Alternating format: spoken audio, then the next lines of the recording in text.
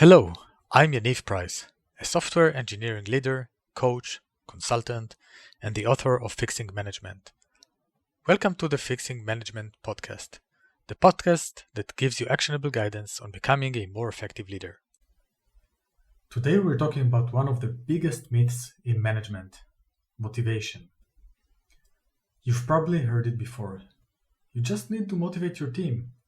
As if motivation is something you can sprinkle on people like fairy dust or buy with a bonus. But the reality is you can't actually motivate anyone. What you can do is create the conditions where intrinsic motivation thrives.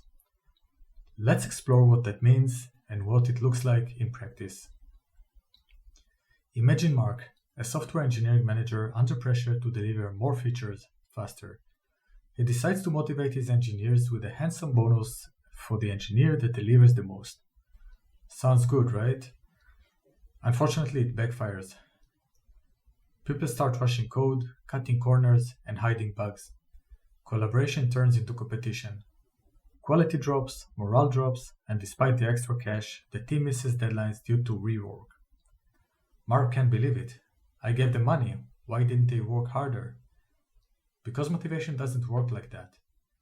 Research has shown that bonus is short-sighted. It destroys the creativity and joy of work. It also drives people to continue working on goals after circumstances changed and become counterproductive. Additionally, for the next tasks, people will expect bonus as well.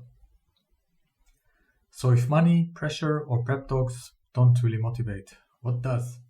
According to research, motivation comes from 4 key ingredients: hygiene factors, autonomy, mastery, and purpose.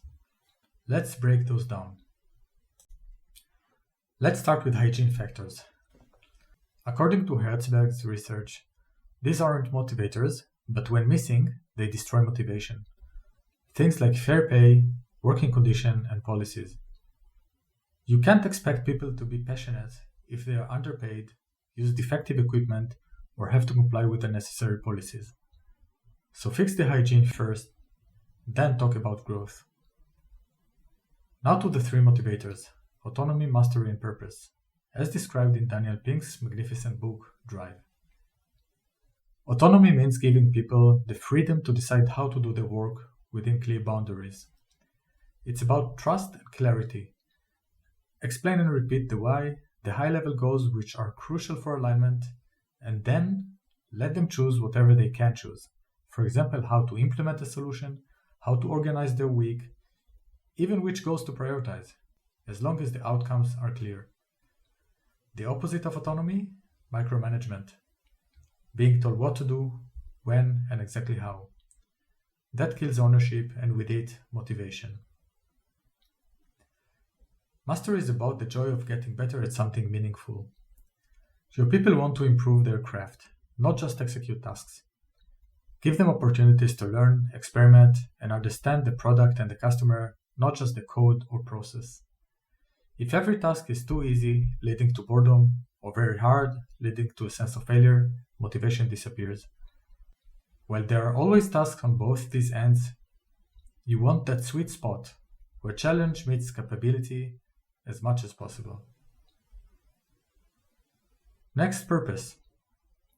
People don't get inspired by making shareholders richer. They get inspired by understanding why their work matters, how it impacts customer, teammate, and mission. As a manager, your job is to make that connection crystal clear. Every goal, every project, every feature should have a why behind it. If your company builds an app for salespeople in a store and the engineers don't find purpose in generating more sales, take them to meet a salesperson and feel their challenges firsthand. Even though you can't motivate anyone directly, you can create an environment that invites people to motivate themselves. It's about asking, not telling. In your next one-on-one, try asking, what gives you energy in your work? What would make your job more meaningful? Where do you want to grow next? You might be surprised by the answers and by how much people light up when they feel ownership of their own motivation. This gets even more subtle as intrinsic motivation differs from person to person. Remember that others will not have the same motivators as you.